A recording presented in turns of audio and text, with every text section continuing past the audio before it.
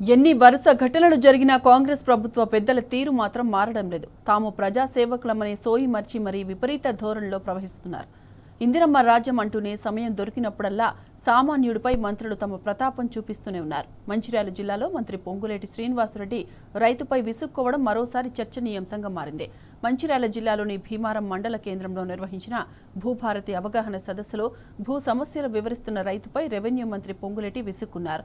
రైతుల కోసం ఏర్పాటు చేసిన సమావేశంలో రైతు సమస్య వినే ఓపిక మంత్రికి లేకపోతే ఈ సమావేశం ఎందుకు ఏర్పాటు చేశారని రైతులు మండిపడుతున్నారు.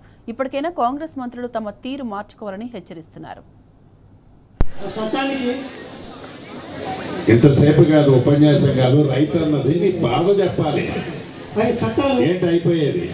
సొంతంగా ముగించన్నా మిగతా రైతులు చెప్తారు. చట్టం మాకు అర్థం. ఇప్పుడు చట్టం వచ్చింది కాబట్టి మాకు సాల్వ్ చేసే సమస్యలు వచ్చాయి.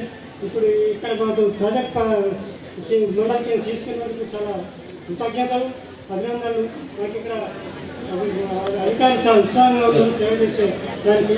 మాకు వాళ్ళందరికీ కృతజ్ఞతలు తీసుకునే అవకాశం ఇచ్చిన నువ్వు ఎంతసేపు చెప్పావు, నీ సొంత సమస్య నాకు ఒక్కటి కూడా అర్థం కాదు. గోకాపి రామాయణం చెప్పావు, అసలు విషయం చెప్పరా? Sir sufficient sir. ఏంటి అన్న చెప్పేది ఏంటి సార్? ప్రాబ్లం ఏంటంటే సార్ సాదా పరిణామాలతో చాలా సాదా పరిణామాలు ఉన్నాయి. కలెక్టర్ గారు చెప్పారు, అదే కదా సమస్య. సార్ ఏ ఊర్లో అది?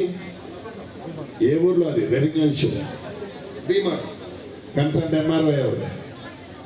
తహసీల్దార్ sir. Tahsildar sir sufficient sir. నేను ఆడియో సార్. వీళ్ళు 30-40 సంవత్సరాలుగా ముఖం మీద చేసుకుంటున్నారు. ఇంతకుముందు కాస్తు కాలం, కబ్జా కాలం వచ్చే 417. ఎప్పుడు రైతు చెప్పాల్సింది ఈ ఊరు, ఈ సర్వే నెంబరు, నాకు ఈ ఇబ్బంది ఉంది సార్. సార్ సార్ ఇతను అట్లా చెప్తే నాకు అర్థమైతే దానికి నేను అడుగుతా సార్. 2020 సంవత్సరంలో నెక్స్ట్ సార్.